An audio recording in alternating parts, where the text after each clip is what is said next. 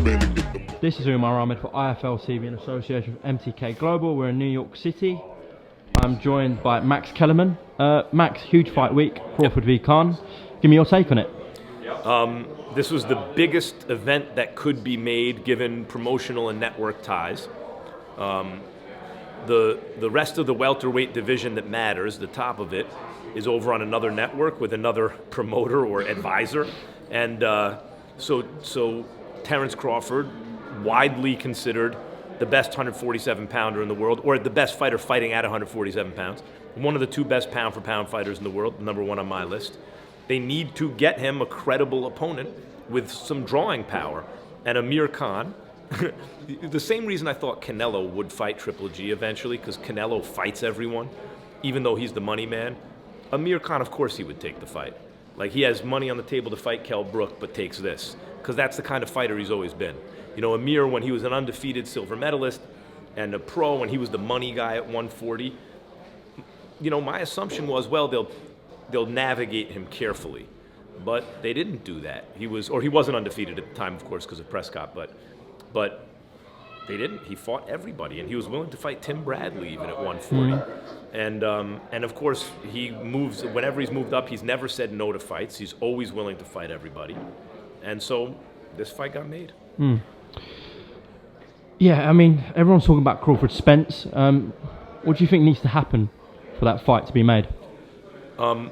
True super fights, as I've said this time and again, true super fights are not promoted into existence. Real super fights, and I don't mean like the interesting fights. When I was a kid, Hagler and Duran, that was an interesting fight. Or in recent years, you know, Shane Mosley, you know, can fight a guy like Fernando Vargas or some interesting matchup, right? That's not a super fight. A super fight is the dust settles. Two guys are left standing in an era that emerge as the best. Ali and Frazier, Hagler and Leonard, Mayweather and Pacquiao.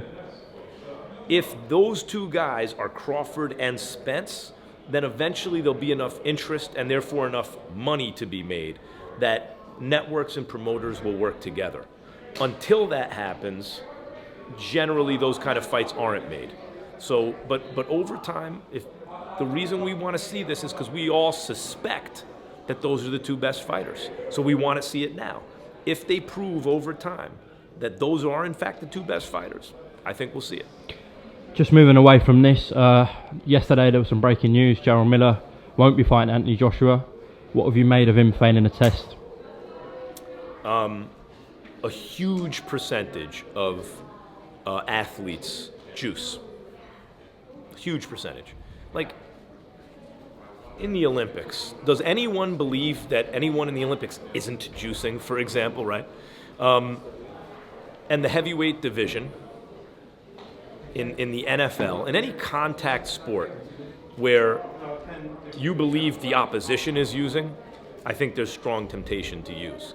And the irony is, like baseball, the one sport where it doesn't endanger anyone is the sport that everyone in this country is very upset about. But somehow in football, where you can actually get hurt, American football, they catch you juicing 4-game suspension, you're right back 4 weeks later. So boxing has been this way, where it is widely known that there's widespread performance-enhancing use. In your opinion, how do we prevent this sort of stuff? I think when you see VADA testing, you know, the downside is they catch people and you got to cancel the event. But when you see USADA, oh, they tested the Olympics. That's why people get away with it. You know, USADA has not produced the results that VADA has, in my experience watching both. So when I see some organization wants to use USADA, I think, oh, they want to show that they're testing, but they don't want their events canceled. When I see an organization using VADA, it tells me they're serious about keeping performance enhancers out of the sport. And that's what happened in this case. Do you think he should be banned for life? No, not banned for life, but certainly there should be, you know, I understand why his opponents going forward are going to want him to test with VADA. Yeah. Just the last one. There's loads of heavyweights putting themselves out there for the Joshua fight. Who would you like to see him fight on June 1st? Deontay Wilder. I mean, I wouldn't we all? Yeah.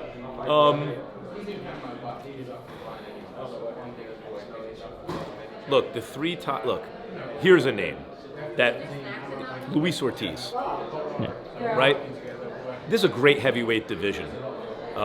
This is the best heavyweight division since the 90s, and I was in my 20s in the 90s, 20s and 30s, and no, excuse me, 1990s I was in my 20s, and I was told by the old timers, "You're crazy. This isn't a golden era of heavyweights." Yeah, it was, and you can see that it was now.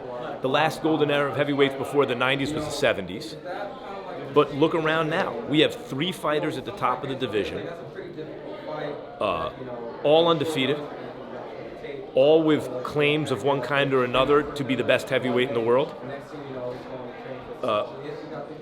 2 of them are dynamic offensive fighters. The other one is a dynamic talker and a real good boxer. But they all have kind of fluid styles. It's not like that stiff Eastern European style.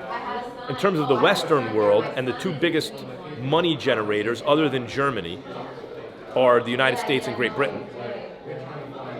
All 3 guys at the top of the division have like easy to pronounce Anglican names, which makes it easy for people in the United States and England to follow them. It like makes them more accessible. All of them have, and they speak English as their native language. Klitschko's have a lot of consonants, in a row, and people find it, I think, just at first blush alienating. They don't speak English fluently.